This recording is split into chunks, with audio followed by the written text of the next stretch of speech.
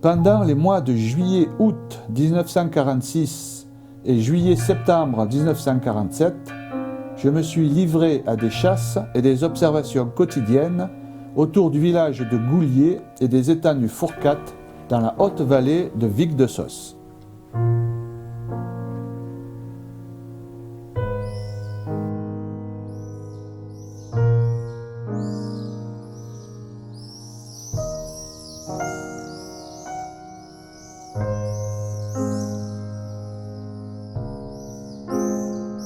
J'ai réuni un matériel d'une certaine importance dont l'étude fournit quelques résultats nouveaux d'ordre faunistique et écologique.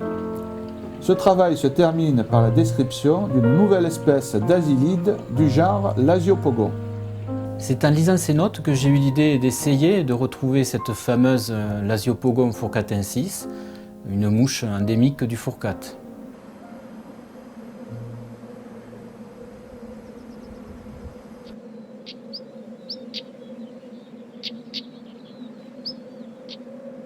Timon David a décrit pour la première fois cette espèce de mouche au Fourcat, juste après-guerre, donc dans les années 47 à 48. Et donc il l'a décrite abondante fin juillet. Et je suis donc monté en 2010 pour rechercher cette espèce. Fin juillet aussi, et donc en 2010, je n'ai rien trouvé. Par contre, en 2011, j'ai trouvé quelques individus, fin juillet aussi, pour la première fois, donc, et j'ai pu identifier le Lasiopogon fourcatensis quasiment 50 ans plus tard. Et en 2012, je l'ai retrouvée très abondante cette fois, mais plutôt fin juin, début juillet. Ce qui pourrait s'expliquer par peut-être les changements climatiques qui auraient décalé l'abondance de cette espèce. Donc le principe de la tente à cornet, donc du piège à cornet, bien sûr, Timon David n'avait pas ça à sa disposition, il chassait essentiellement au filet, donc à vue, il capturait ses insectes comme ça. Là par contre on va essayer de piéger avec cette tente là qui va rester en place pendant 2 mois et jusqu'au 15 septembre du moins, si elle tient aux intempéries, ce qu'on espère. Voilà. Donc le principe est simple, hein, les insectes pénètrent par dessous, ils s'engagent dans le cornet et ils suivent la pente vers le soleil, vers la lumière, pour pénétrer dans cette partie-là du piège et ensuite tomber dans l'alcool pour être conservé.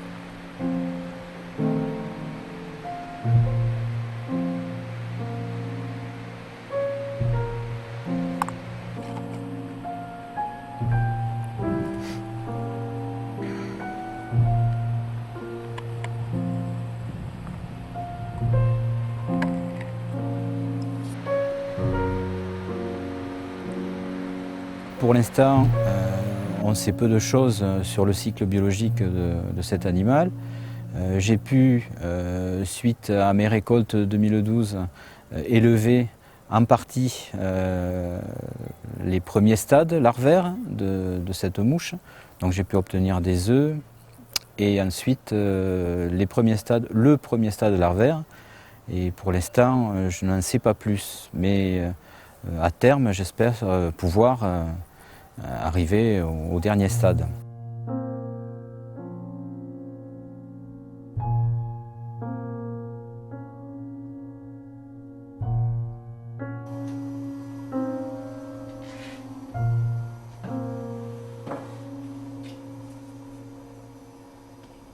Les espèces qui peuplent cette région élevée sont soumises à une ambiance très rude, caractérisée par l'abaissement considérable de la température, la longue durée de l'enneigement, la violence des vents et l'intensité des radiations lumineuses et ultraviolettes.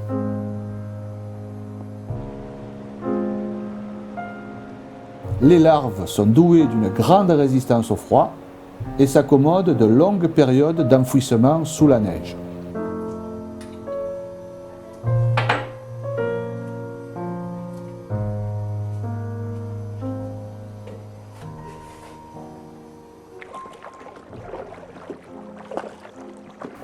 Donc on peut se demander pourquoi la présence de cette espèce dans ce milieu et seulement dans ce milieu-là, puisque il semble que l'Asiopogon fourcatensis n'existe pas ailleurs que dans cette vallée du Fourcade.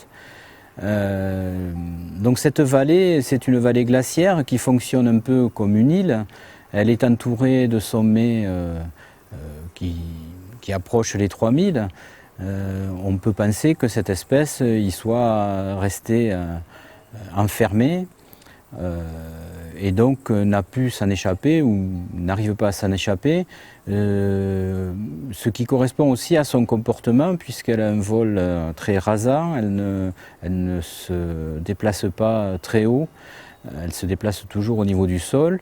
Dans un milieu qui est caractérisé par le gispette, donc Festuca eschia, et le rhododendron.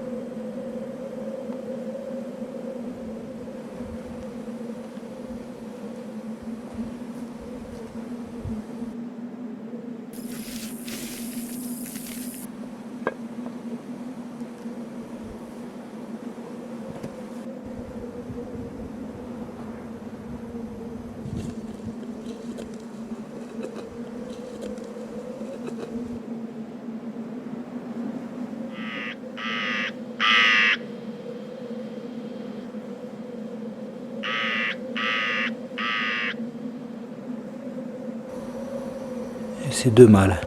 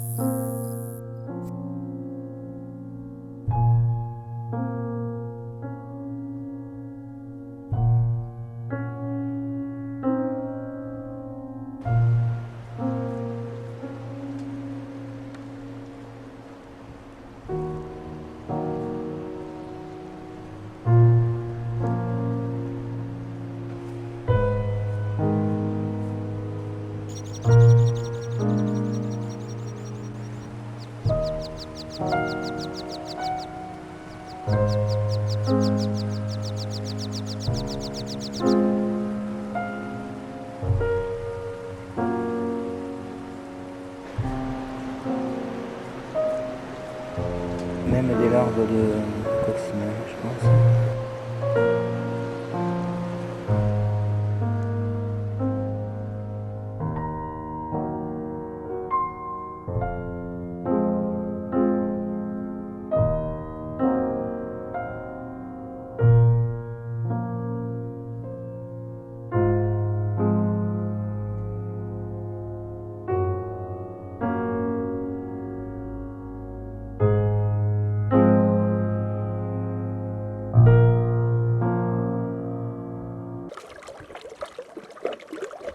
Souvent on se pose la question de savoir pourquoi s'intéresser aux insectes.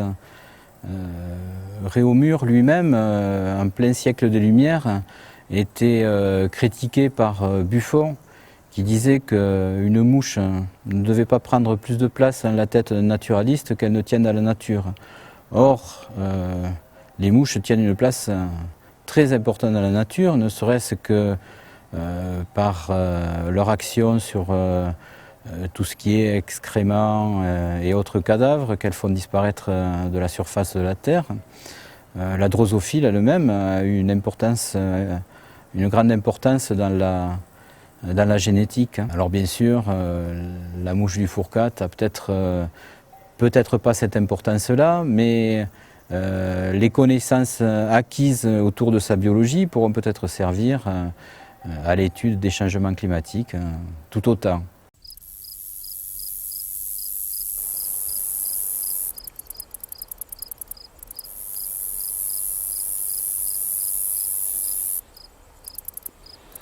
Oh putain, c'est spécial quand même.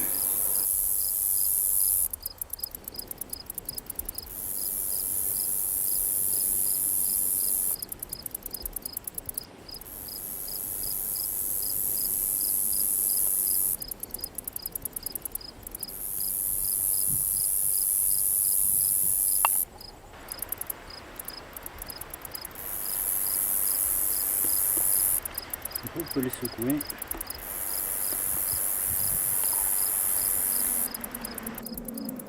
L'endémisme caractérise la présence d'une espèce dans une zone géographique restreinte. Cela peut être une île ou une montagne comme les Pyrénées qui possèdent un grand nombre d'espèces endémiques, dont certaines se retrouvent au Fourcade.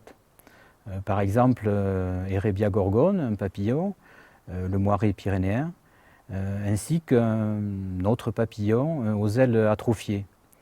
On y trouve aussi un carabe, un Carabus christophori, un criquet du genre Cophobodisma, et enfin l'Asiopogon fourcatensis, qui semble se limiter à cette vallée. Il faudra bien sûr s'en assurer en prospectant les vallées limitrophes, et aussi savoir pourquoi.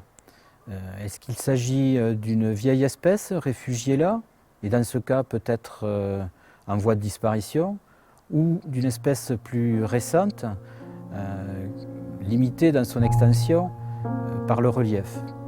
L'avenir nous le dira peut-être.